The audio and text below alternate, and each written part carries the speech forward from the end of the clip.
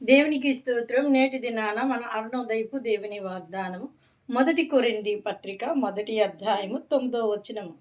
మన ప్రభు అయిన యేసుక్రీస్తు అను తన కుమారుని సావాసమునకు మిమ్మును పిలిచిన దేవుడు నమ్మదగినవాడు. హల్లెలూయా. ప్రియమైన దేవుని బిడ్డ, దినాన దేవుడు నీకు గొప్ప వాగ్దానాన్ని ఇస్తున్నాడు.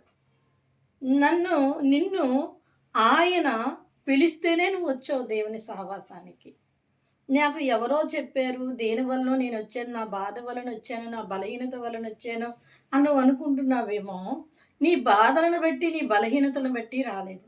ఆయనతో సావాసము చేయటానికి దేవుడు నిన్ను పిలిస్తేనే వచ్చాడు.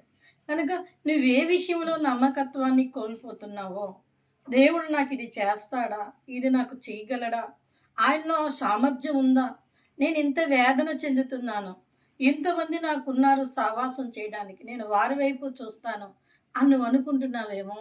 కానీ దేవునికి అసాధ్యమైనది ఏది కూడా లేదు. సమస్తమును సాధ్యం కలిగిన దేవుడు. ఆయన యందు మనం నమ్మిక ఉంచాలి. ఎప్పుడైతే నమ్మిక ఉంచితే అద్భుతాన్ని చూస్తాం మనం. లాజరు విషయంలో చూడండి, మార్త నువ్వు దేవుని యందు నమ్మిక ఉంచు అంటారు ప్రభువారు.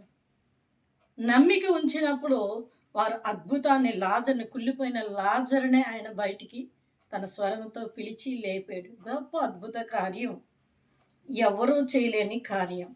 అంత శక్తి సామర్థ్యం కలిగిన దేవుడు నిన్ను పిలిచి ఉన్నాడు గనక నీ జీవితంలో కూడా దేవుని యందు నువ్వు నమ్మిక కలిగి ఉంటే ఆయన నీ జీవితంలోని కూడా అనేకమైన అద్భుతాలు, నువ్వు దేని కొరకైతే ఎదురు చూస్తున్నావు ఆ విషయంలో ఆయన అద్భుత కార్యాలు జరిగించి దేవుడు నిన్ను దీవించి ఆశీర్వదించి అనేకులకి ఆశీర్వాదకరంగా నిలబెట్టాడు. కనుక అరుణోదయాన్ని లేచిన వెంటనే ఈ వాగ్దానాన్ని పట్టుకొని నీ జీవితాన్ని ప్రారంభించు.